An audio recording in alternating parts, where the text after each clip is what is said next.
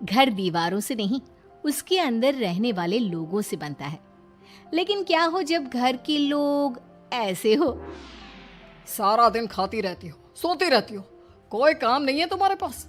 ऊपर से बहू के आ जाने के बाद तो तुम और निकम्मी हो गई हो।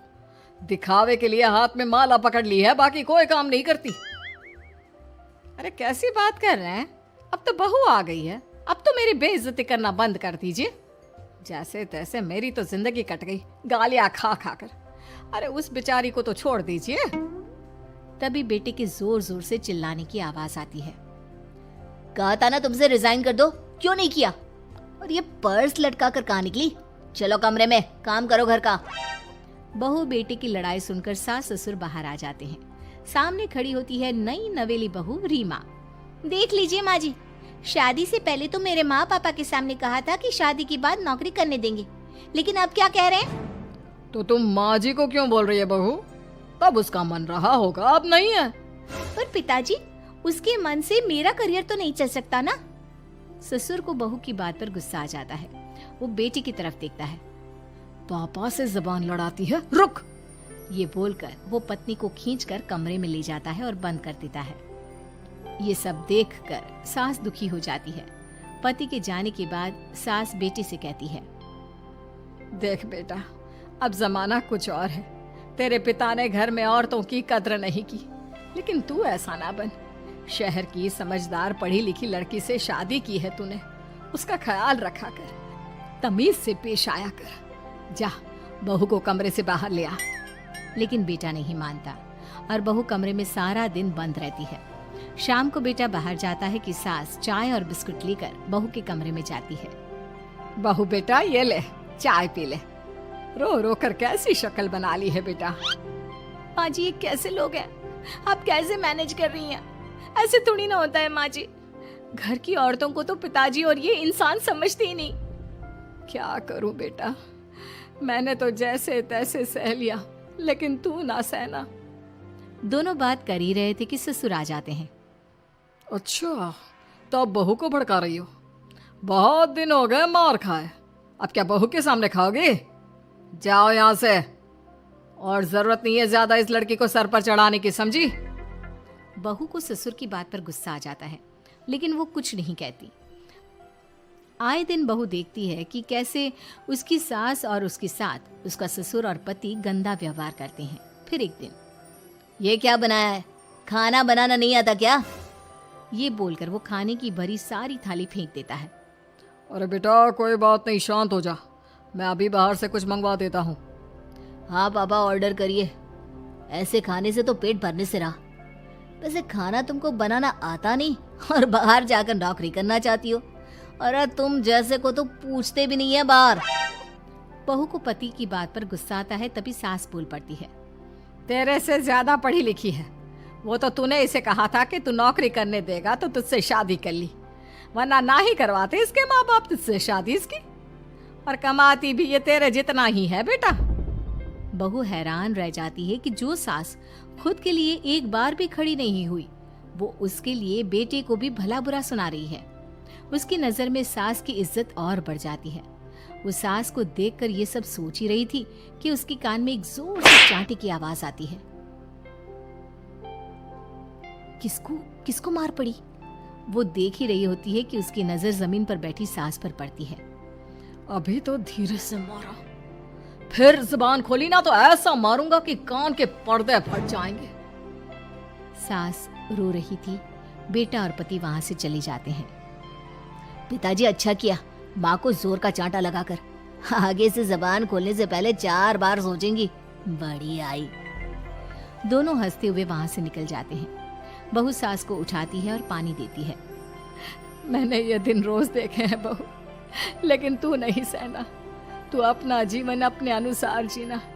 शादी के वक्त मैंने तेरी माँ से बात करने की कोशिश की थी, उन्हें बताया था, लेकिन वो नहीं मानी। बहू सास को पकड़कर रोने लगती है। वो इसलिए नहीं मानी क्योंकि वो मेरी सगी माँ नहीं है। माँ जी, जिस तरह से आप मेरे लिए खड़ी हुई है ना, मेरी माँ भी नहीं हुई। बेटा मैं तेरा भला चाहती हूँ, तू नौकरी इस घर में रहकर तो नहीं कर पाएगी। एक काम कर, इस घर से चली जा। पैसे कमा और खुश रह। माँ जी, हो सकता है कल तक मैं आपके इस फैसले को मान जाती, लेकिन आज नहीं। माँ जी, आप यहाँ इस नर्क को झेले और मैं आपको छोड़कर चली जाऊं? नहीं, कभी नहीं। अगले रोज, सुनिए, वो क्या है ना, मुझे कुछ कपड़े और गहनों की जरूरत है, तो जरा पैसे दीजिए ना। अब आप घर के मर्द हो तो पैसे तो आपसे ही मांगूंगे ना, बुरा तो नहीं लग रहा ना आपको? नहीं नहीं, बुरा क्यों लगेगा, ये लो कार्ड, कर लेना शॉपिंग। अगले रोज, बिजली का बिल आया है 10,000 का, भर दीजिएगा। इतना बिल कैसे आ गया? बेटा वो क्या है ना, सारा दिन बहू घर में रहती है तो कमरे में एसी और टीवी चलता रहता है। अब कम से कम बाहर जाए तो 4 पैसे कमा कर लाए, लेकिन हम लोगों को थोड़ी ना औरत की कमाई खानी है, वो तो मर्द ही करता है ना। पति पर्स देखता है और फिर हाँ माँ, ठीक बोल रही हो, खैर चलता हूँ, ऑफिस का वक्त हो गया है। पति ऑफिस से पिता को फोन करता है। पापा, घर के खर्चे तो बढ़ते ही जा रहे हैं, ऊपर से महंगाई आप देख रहे हैं। मैं सोच रहा हूँ क्यों ना मीना को नौकरी के लिए हाँ कर दूं, 4 पैसे ही लाएगी ना घर में। वो तो तू ठीक बोल रहा है, लेकिन ये औरत की जात, कल को 4 पैसे कमाने लगे तो ये नहीं कि सर पर चढ़कर नाचे। हाँ पिताजी, बात तो सही है, वो तो आप हैं जो माँ को मुट्ठी में रखा है, वरना मेरी वाली तो। खैर, सोचते इस बारे में। शाम को पूरा परिवार साथ बैठा होता है। वो कल पनीर की सब्जी बनानी है तो थोड़े पैसे देकर जाना। और हाँ, कीर्तन भी रखा है संडे को, उसके लिए सामान की लिस्ट बना दी है, ले आना। पापा को दे दो, वो ले आएंगे। अरे पापा कहाँ से ले आएंगे, मेरे पास नहीं है पैसे वैसे। लो, पैसे ही नहीं है? मेरे पापा की जेब तो हमेशा नोटों से भरी रहती है। बेटा, लक्ष्मी को जो पूजता है ना, उसके पास लक्ष्मी रहती है। जो घर की औरतों को मारे पीटे, वो भला कैसे लक्ष्मी का लाभ ले सकता है? वाह वाह, क्या बात है, तो जबान खुल रही है तुम्हारी। लगता है भूल गई पुरानी मार और डांट, क्या? हाँ माँ जी, शांत हो जाइए, मैं नहीं देख सकती आपको मार खाता, और फिर हो सकता है कि मैं आपको बचाने आऊं तो ये भी मुझे मारे। ठीक है बहू, मैं कुछ नहीं कहती, तू ये लिस्ट बस दे दे, मैं चलिए आराम करने। फिर अगले रोज, सुनिए जी, वो मायके जाना है, वो क्या है ना, शादी के बाद से गई नहीं, तो ट्रेन की टिकट बुक करवा देना। तो मैं भी तो साथ जाऊंगा ना तुम्हारे। तो ठीक है, फिर फ्लाइट की ही टिकट करवा दीजिए। वो क्या है ना, अच्छा थोड़ी ना लगता है, आप पहली बार मेरे साथ जा रहे हो और हम ट्रेन से चले, ठीक है ना? पति ऑफिस जाता है, जहाँ उसका दोस्त कहता है, अरे क्या हो गया यार, परेशान सा दिख रहा है, तेरी तो नई नई शादी हुई है, भाभी परेशान कर रही है क्या? अरे नहीं यार, तू तो जानता है थोड़ी सी कमाई में घर चलाना मुश्किल हो रहा है, तू कैसे मैनेज करता है यार? कैसे क्या यार, तू जानता है ना मेरी बीवी रिया को, वो टीचर है, फिर घर में ट्यूशन करती है, साथ में बच्चे भी पढ़ लेते हैं। यार, घर नाम की गाड़ी दोनों पहियों के साथ चलने से ही चलती है, वो भी कमाती है और मैं भी, और चल रहा है घर बस। पति को दोस्त की बात समझ में आती है, लेकिन पिता का ज्ञान कैसे भूल सकता था?